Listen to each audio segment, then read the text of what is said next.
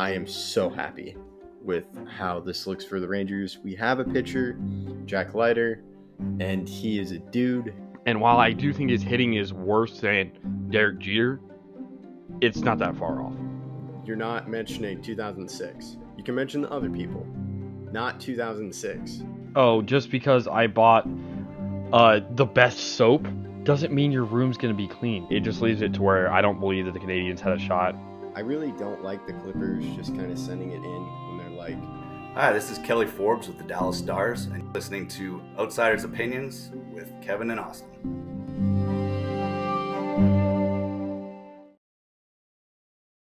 What's up, y'all? Welcome to our NFL Opinions of the Week. I'm Kevin, and I'm joined by the man as we put on our jackets, Austin. Kevin, the known Drew Lock stan. I bet that game made you happy. Not only a Cowboy fan, but also a Drew Lock fan. And I know that game went the way you wanted it to.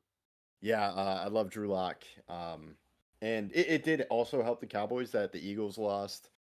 Because I know the Eagles still control their destiny, but the Eagles have lost 3 straight. And Pete Carroll is also undefeated against the Eagles. I did see that. That's an impressive stat, especially because the Eagles have been a very formidable team for a couple of years now, and then obviously they won a Super Bowl. Yeah, and that was Seattle's first win, right? That was Seattle's first win against the Eagles. It was the other way around. No, Pete Carroll's undefeated against the Eagles. Oh wait, that's right. Yeah, that's right. And I'm surprised he got this one because it was gonna be their 3rd loss in a row. And I'm like, there's no way they get 3 losses in a row, especially after the 2 beatings. This one was closer, but I'm questioning what I thought of the Eagles because for me, I was like, Eagles best team in the NFC. I trust Jalen Hurts more than I trust Brock Purdy, but it seems like I need to question my rankings of NFC hierarchy. Yeah. And that's really a problem when you consider the fact that Lane Johnson did get hurt in this game. Did he come back in? I'm not sure. I wasn't aware of that. I haven't heard anything else. Okay, well, while we continue to talk, I will double check that. But they don't seem as dominant as they were previously. Yeah, and there were some stats before the Cowboys game. I was reading an article, and it was talking about how they just played so many more snaps on defense, and their secondary is struggling. This is a team last year that has C.J. Gardner-Johnson, Darius Slay, James Bradbury. I know was playing well, but to me, it was the safeties. And this year, to me, it's heavily dependent on their pass rush. And it seems like that pass rush can get tired. And I think the key to defeating the Eagles is their run game. But I do agree it's their offense. Their offense doesn't look as dominant as it was last year. And they do have a new coordinator. That's true.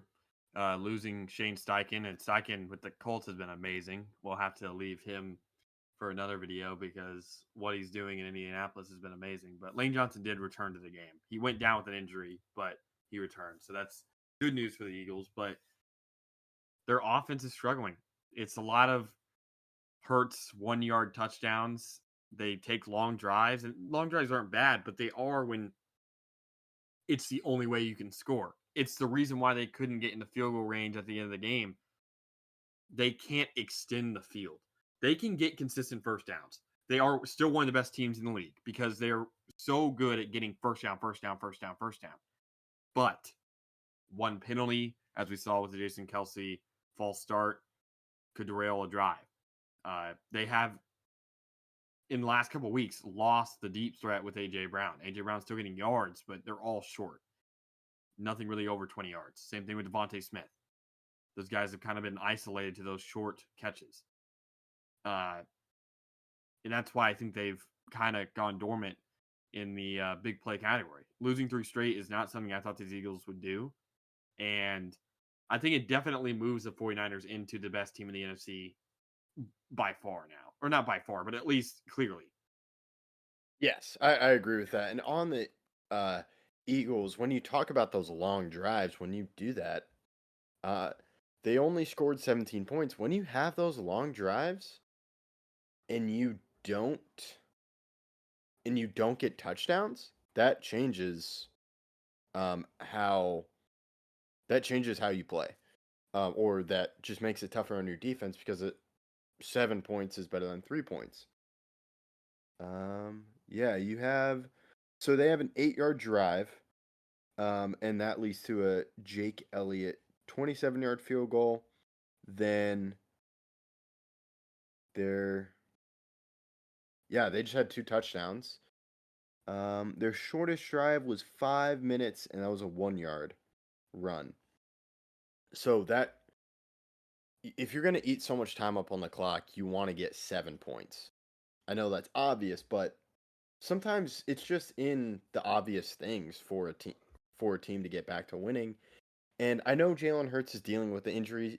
That's football. It's on to the coordinators to figure that out. And I think the key for the Eagles to get dominant is to get their run game going and just give their defense rest. And then I think they can start looking to be an explosive offense. As you talked about, they're not very explosive right now. And they have the offensive line to do it. It's just, I think, play calling and getting the ball into their playmakers' hands. Yeah, it's been a problem. I do think that Nick Sirianni as a head coach is starting to come into question. Is he a great coach, or is it the guys and coaches he had around him? Because Shane Steichen is taking a backup QB to great heights.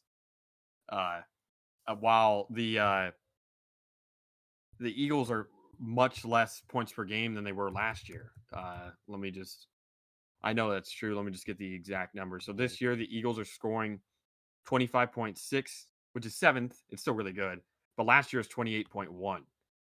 And then when you look at the Colts, who now have Shane Steichen as their primary play caller, as their head coach, this year it's 24.6. Last year was 17. And this is with a backup QB. This is not with Jalen Hurts. So the fact that they're so close in points per game, I think is remarkable. And I don't know. I do applaud Hurts for being able to play through either injury, illness, or whatever. I think he's a great leader. And what he does for the Eagles cannot be equated to just his stats. I think people hate on him a little bit too much by his turnovers, which, yes, he does have 19 touchdowns to 12 picks. But he does have a lot of rushing touchdowns. But his presence on the field as a leader is amazing. But I don't know if there's a lot of leadership coming from the coaching staff. And that's something we need to see for them going forward. Yeah, I agree. I wasn't a huge fan of Nick Sirianni. I think I called him the Walmart version of Frank Reich because the Eagles really wanted Frank Reich. But he has done well, but he has had a talented roster. And this is where you really need coaching. You need coaching to settle this down because this is bad. You're in a 3-game losing streak at the end of the year. You can lock up the division if you win out, but it's starting to get concerning. I was like, yeah, Niners, Cowboys, they just really geared up for that one. Niners, to me, are the best team in the NFC right now. And the Cowboys, that's a away game versus divisional rival who's also good. So both of those games are losable, let's say, or it's acceptable to lose. But at the same time, you do have to wonder how this affects morale. Like, how is the locker room at the moment, especially after the big penalties and the big mistakes that many players made? Something we need to look forward to is, does this continue? Because you think that the Giants have a chance, correct? I think they have a chance because Saquon is healthy, and that's something we've seen. I don't know how the Cowboys did on the ground. I don't know if they really pounded the ball when they faced the Eagles, but Niners, great running game. Seahawks, to me, what was great about them was Kenneth Walker was healthy. Drew Lock did make some key plays, but it was in that run game. And if you can just get Saquon healthy and just keep that defense out there, wear them out, then I think the Giants have a chance. The problem with the Giants is their O-line. And the fact that the D line for the Eagles is so good. The way the Saints beat the Giants so handily is because the D line for the Saints went ballistic and gave Tommy DeVito no time.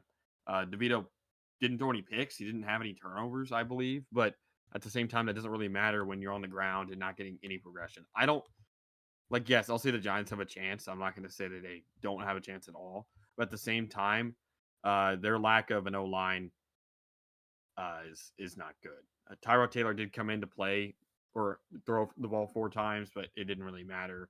DeVito, like I said, didn't throw any picks, didn't fumble. He kept the ball safe, but at the same time, Saquon rushed 9 times for 14 yards. It's going to be a very, very hard game for the Giants to pull through because their O line is so poor. And were you aware of the Eagles kind of changing defensive coordinators quietly? Not defensive. Wait, it was a defensive. It was defensive. You're right. Yeah, Yeah, it with was Matt defensive Patricia. coordinator. Yeah, it was Matt Patricia. I was like, okay, Matt Patricia. I was surprised about that. But so that means their defense could do better. They did play better compared to the previous 2 games. However, the big thing that I want to see from this game with the Eagles, so I wouldn't be surprised if the Giants win, but 4 straight is pretty tough, especially for the Eagles, where I think they have a lot of good players, good character guys. Like you got Jason Kelsey, you talked about Jalen Hurts, you also have Fletcher Cox. So I think I want to see their offense be dominant and run up the score if they're winning. If it's a close win against the Giants, I don't discredit wins, but how I view them in terms of the overall playoff picture and NFC hierarchy is still in question unless they get dominant, unless they just run up the score against the Giants. How do you feel about that? Yeah, I understand that. It's definitely going to take a lot for this Eagles team to prove itself again because of the losses that they've had, and they don't really face a good team. They play the Giants, Cardinals, Giants, and these next 2 games are in Philly as well, so those shouldn't be all that tough. It's going to come playoff time where anything's actually proven. Yeah, and that I really don't have an answer to, but they're struggling right now. They could rattle off 3 short wins, but that's because of their hierarchy or because of their schedule. So it's always good to get wins, but it's just like, how are you winning? How's the offense look? To me, that's the main question. Yeah. So that's all we got. Let us know what you think, and we appreciate you listening to Outsiders Opinions.